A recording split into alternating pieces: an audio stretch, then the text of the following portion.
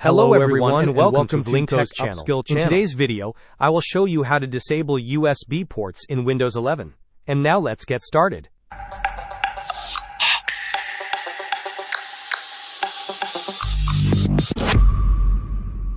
To disable USB ports in Windows 11, the first step is to open the Device Manager. You can easily do this by typing Device Manager into the Windows search bar, and then selecting the application from the search results. Once Device Manager is open, you will need to locate and expand the Universal Serial Bus Controller section. Within this expanded list, find each entry labeled USB Root Hub. Right-click on each USB Root Hub and select the Disabled Device option. Repeat this process for all the USB Root Hub entries you find. Performing this action will effectively disable all USB ports on your computer.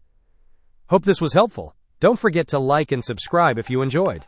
As always, thanks for watching, and I will see you in the next video.